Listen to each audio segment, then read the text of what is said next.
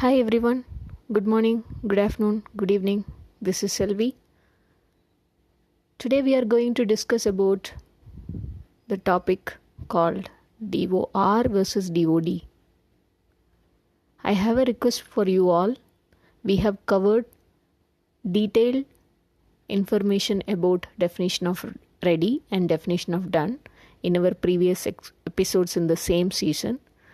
So I request you all, please listen to definition of ready and definition of done related episodes before listening this particular topic, because this is going to be mostly a summary where we are trying to compare definition of ready and definition of done. So the first point, which is common between definition of ready and definition of done. First, let's see all the common points between these two checklists. Yes, the first point is these two are checklist. We all know what is a checklist, and we have also explained this in very detail in the definition of ready episode. So definition of ready and definition of done both are checklist. Checklist in simple terms, a document that has n number of items. To achieve or to accept or to confirm certain scenario, we ensure all the checklist items are met. That is checklist. These both checklists are dynamic. Both DoR and DoD are dynamic checklist. So what is dynamic? Before that, what is static? When we say we create a document at any particular time of the project, we freeze that document and no more changes are allowed. If that is the case, that document comes under the static category. Once we create the document, no more changes are allowed. But dynamic is the opposite of that. Even though at a particular period we initiate and we draft, we kind of conclude the document, we conclude with options to improvise it in future. We are not freezing the document as such. So both DoR and DoD comes under the category of dynamic checklist, where anytime the changes are allowed. When I say anytime, we will see what is that time in the upcoming details.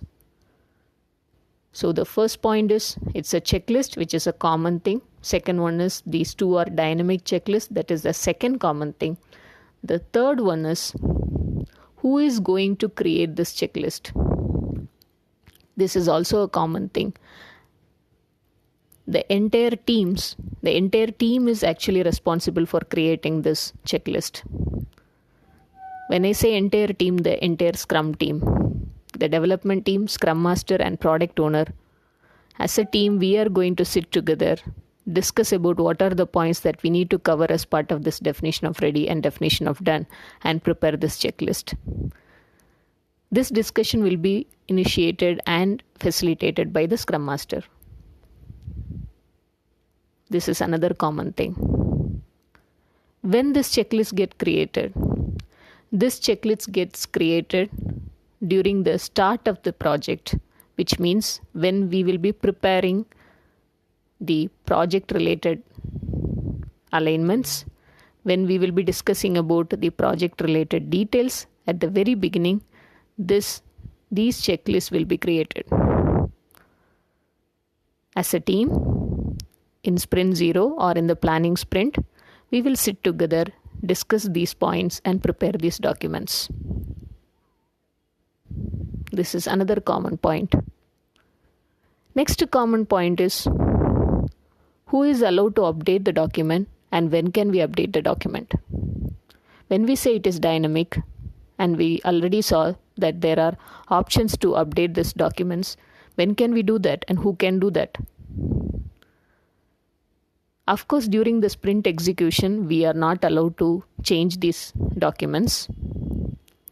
But when we feel that there is an opportunity or there is a room for improvement, we need to discuss those points in the retrospective meeting with the team, because this is not a single person responsibility. Again, as how the creation is owned by the entire team, updation is also owned by the entire team. So as a team, we will be discussing these are the points. It will be beneficial. We can add it as part of this checklist.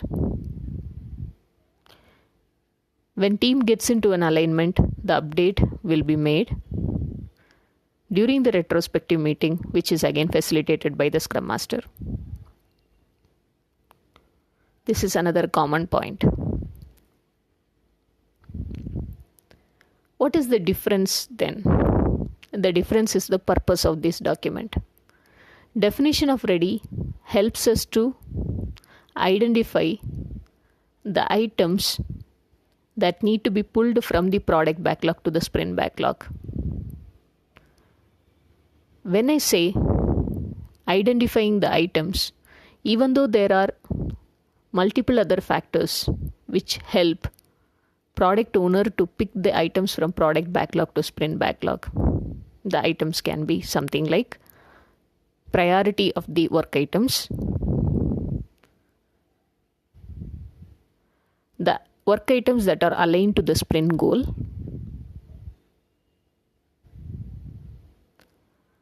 the work items that are going to be beneficial for the upcoming sprint as related to dependencies. These are majorly some of the factors product owner look into when pulling the items from product backlog to sprint backlog. This is from the view of the product owner, but when it comes to the view of the team, they need to really understand all the required things that are required to start the work as part of the sprint is available in the work item or not. If it is not available, then we may face some kind of blocker, or we will not be able to deliver the quality item. So team always ensures all the required information is available or not in the work item with the help of this definition of ready checklist, where they have mentioned all the things that are required for a work item. So it is not only the responsibility of the team, it can be from anyone within the entire Scrum team. Even product owner feels, no, I feel we have not met the definition of ready, or the Scrum Master feels, no, I think there is a gap, or team feels, yes, there is something more to be added to meet the to meet the checklist of definition of ready. Then, yes, we are not going to commit that work item for the sprint. We are going to say, yes, we have a gap and we need to fill the gap before even we pick this item for the sprint backlog. So this is the purpose of definition of ready. Coming to definition of done, we are working on the work items that are part of the sprint backlog. And what is the measure with which we can conclude and say that it is really done? How to start? There is a checklist. There is a checklist to gracefully end as well.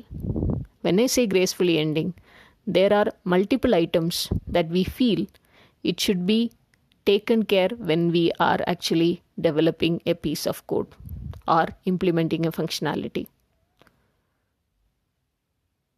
And this also helps each and every person in the team. Developers will ensure that they have taken care all the necessary things that are related to be taken care in the development as part of the checklist. Testers will ensure that they are able to cover all the items that are related to be taken care from the checklist. And product owner ensures that everything is covered so that he or she can go ahead and accept the story or the work item. So this checklist is again helping each and every person in the team with a different perspective. But to say that we have actually done the work item, this checklist is going to help us.